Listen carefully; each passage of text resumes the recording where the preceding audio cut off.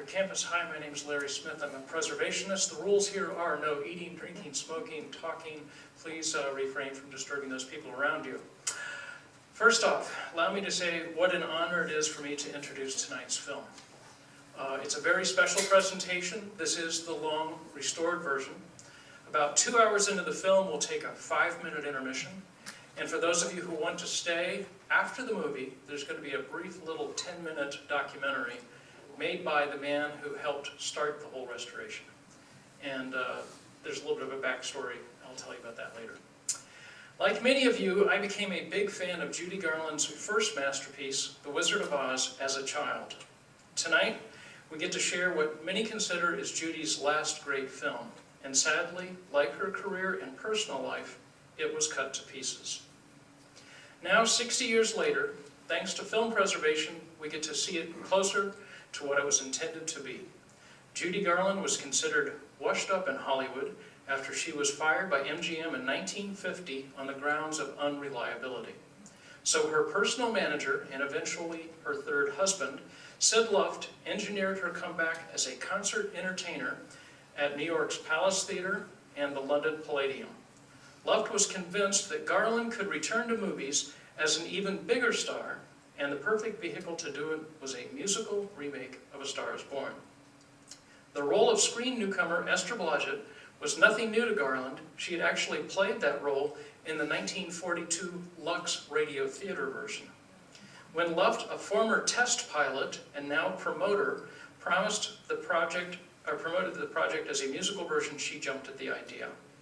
With Luft's guidance, Judy's stage success, the great director George Cukor was hired, acclaimed playwright and Oscar winner Moss Hart was signed to adapt the script, Harold Arlen, who had composed Over the Rainbow, was to write the music, and no less than Ira Gershwin to do the lyrics.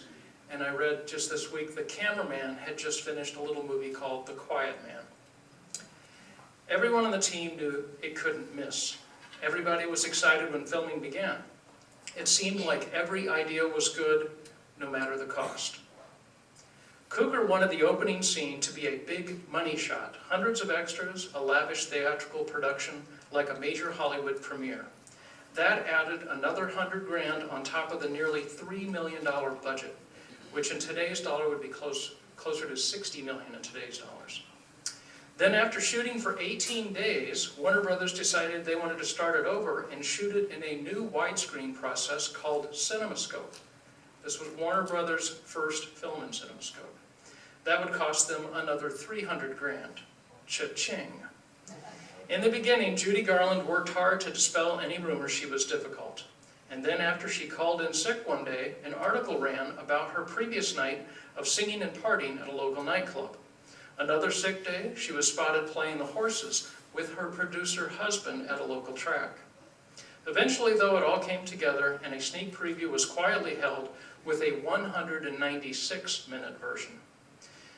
The fans said, don't cut a minute of it.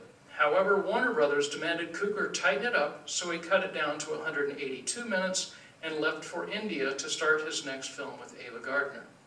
The Hollywood premiere was the first ever coast-to-coast live TV broadcast of a movie premiere.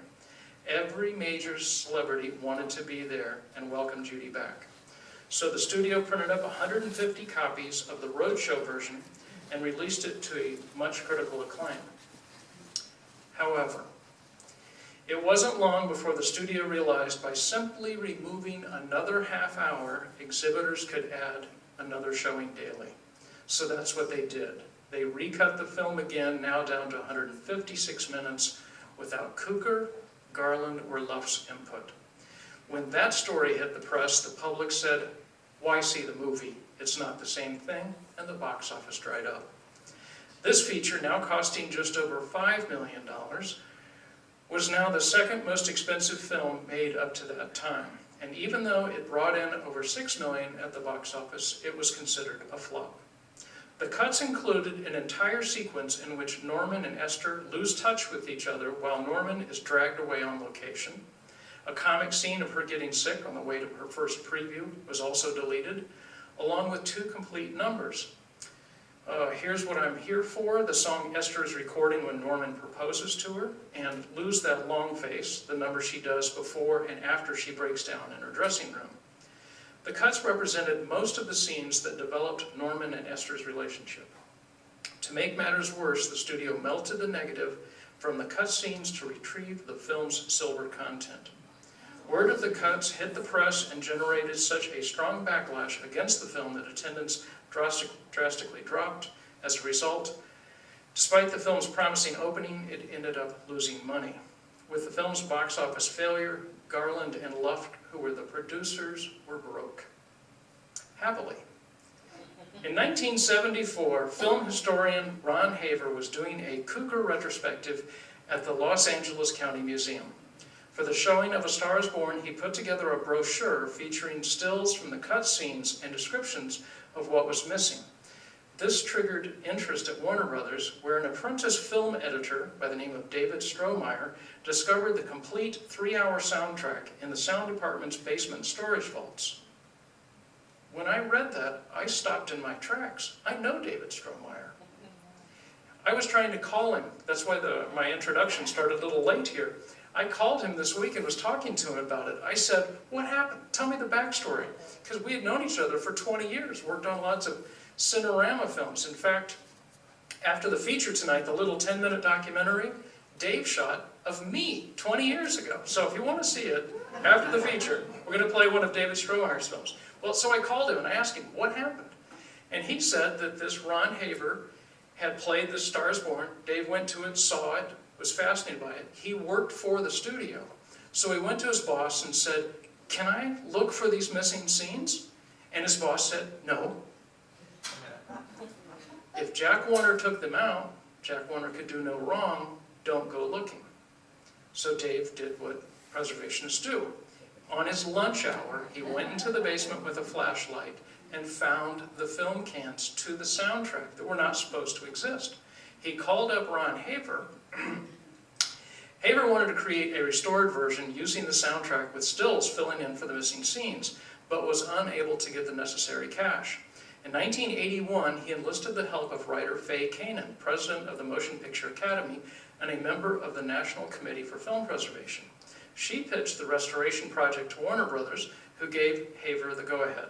So he went through film storage vaults on both coasts and dug up leads about footage held by private collectors.